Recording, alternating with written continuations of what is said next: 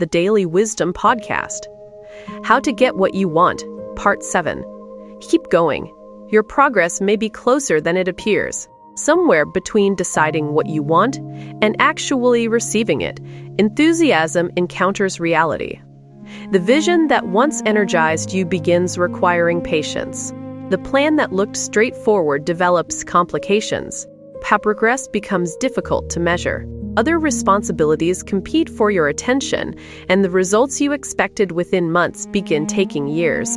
At that point, one of the most dangerous thoughts enters the mind. Perhaps this is not working. Rising Rebuilder, this conversation is especially for you. If you have been doing the work and wondering whether any of it matters, I want you to understand something before we go any further. Slow progress does not automatically mean you are on the wrong path. Difficulty does not prove that you misunderstood your assignment. A disappointing week does not erase months of growth, and a mistake does not invalidate the person you are becoming. Sometimes progress looks less like acceleration and more like continuing faithfully while wisdom teaches you how to adjust. Part 6 of our How to Get What You Want series examined the price attached to the life we desire. We talked about discipline, delayed gratification, sacrifice, preparation, and counting the cost. That teaching needs an important companion because paying the price can become exhausting when the return is not immediately visible. The rising rebuilder needs more than discipline. We also need encouragement, perspective, and permission to recognize progress while the work remains unfinished. Think about a seed beneath the soil. For a considerable period, nothing visible appears to be happening. Someone unfamiliar with agriculture might conclude that the seed has failed. The farmer understands something different. Germination is occurring beyond the reach of the eye. The seed coat is breaking. Roots are beginning to develop. A structure capable of supporting future growth is forming underground before anything appears above it. The absence of visible evidence is not the absence of activity. Human development often works this way. You may have spent the last year becoming more disciplined with money without yet reaching financial independence. You may have improved your health without reaching your desired weight or strength. You may be building a business whose revenues remain smaller than your vision. You may be developing a ministry, writing a book, repairing a relationship, completing an education, or trying to establish something meaningful in your community. Visible results matter, and we should measure them honestly, but visible results are not the only evidence of growth. Perhaps you think differently than you did a year ago. Perhaps you recover from disappointment faster. Maybe you have learned to say no to opportunities that distract you from your assignment. You may have developed greater patience, better judgment, stronger boundaries, deeper faith, or more disciplined habits. Those changes do not always appear on a balance sheet, some scale, or social media analytics page, but they are assets nonetheless.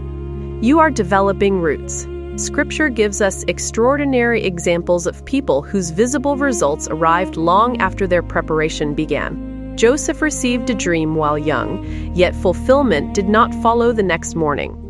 David was anointed king and then returned to ordinary responsibilities. Abraham received a promise that required years of faith before Isaac was born. Their stories encourage us because God was working during periods that could easily have been mistaken for delay. Galatians 6:9 offers particularly appropriate wisdom. And let us not be weary in well-doing, for in due season we shall reap, if we faint not. Notice the realism of that passage. Scripture acknowledges weariness. Faithful people become tired. Builders become discouraged. Leaders sometimes wonder whether their labor is accomplishing anything. The Bible does not shame us for experiencing fatigue. It reminds us not to allow fatigue to make permanent decisions about temporary seasons. That distinction matters. Resting is not quitting. Reconsidering your strategy is not abandoning your vision. Asking for help is not weakness. Discovering that one approach failed does not mean the objective was wrong. Mature perseverance does not stubbornly repeat ineffective behavior. It remains committed to the destination while becoming increasingly flexible about the route. Neuro-Linguistic Programming offers a useful principle here. If what you are doing is not producing the desired result, change what you are doing. That idea sounds simple, but it can be liberating. Many people confuse persistence with repetition. They continue applying the same strategy with greater intensity and become discouraged when the same outcome follows. Effective persistence learns. It gathers feedback, changes behavior, tests another approach, and continues moving. The Montague Method treats results as information rather than identity. A disappointing outcome tells you something about the strategy. It does not tell you your worth. A business idea that fails to generate revenue provides information. A poorly received presentation provides information. A book that sells slowly provides information. A goal you did not reach by the original deadline provides information. Study the result, make the necessary adjustment, and refuse to convert temporary feedback into a permanent verdict about yourself. This becomes especially important in an age obsessed with visible metrics. We can publish something meaningful and immediately count views. We can share an idea and watch likes accumulate or fail to accumulate. We can compare our beginning with someone else's 20th year and conclude that our work lacks value. Algorithms can measure attention, but they cannot measure calling.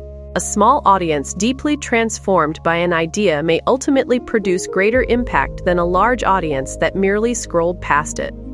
The rising rebuilder must learn the difference between validation and evidence. We should absolutely examine results, because wise builders measure what they are building. Yet we must not surrender our identity to those measurements. Numbers can tell us whether a strategy is connecting with an audience. They cannot determine whether we are worthy, gifted, called, or capable of improving. This is where encouragement becomes more than a pleasant emotion. Encouragement restores perspective. It reminds us of distance already traveled when our attention has become consumed by the distance remaining. It helps us remember why we started. It reconnects present sacrifice with future purpose. Sometimes, the most important voice in a difficult season is the voice that says, "You have learned too much to return to who you were." Your champion matters here. In earlier installments, we discussed the value of coaches, mentors, pastors, qualified NLP practitioners, and other trusted people who can help us see what we cannot see alone. A champion should not flatter you or pretend every idea is excellent. A genuine champion can tell you when something needs improvement without convincing you that you are the failure. They help separate performance from identity and disappointment from destiny. Become that kind of voice for yourself as well. Speak to yourself with truth. Acknowledge what needs improvement without exaggerating what went wrong. Celebrate genuine progress without pretending the work is finished. Remember previous victories when present circumstances become difficult. Most importantly, remain willing to learn. You do not need to know everything today. You need enough wisdom for today's decision and enough courage to take the next appropriate step. The farmer does not dig up the seed every morning to see whether it is growing. He tends the soil. He provides what the seed needs. He watches conditions and responds appropriately. Eventually, what was developing invisibly becomes visible. Treat your vision with similar wisdom. Your assignment: return to one important goal you have been pursuing and divide a page into 3 sections. In the first section, record the progress you have already made, including internal growth that cannot easily be measured. In the second, identify what the results are teaching you about your present strategy. In the third, choose one adjustment you can make during the next 7 days. Then do something equally important. Identify one thing you are doing correctly and continue doing it. Personal development should not become an endless search for what is wrong with you. Sometimes, improvement means correcting weakness. Sometimes, it means recognizing strength and becoming more consistent with what is already working. If you are tired, recover. If you need wisdom, seek it. If the strategy is ineffective, change it. If you made a mistake, learn from it. If you have made progress, acknowledge it, and then continue.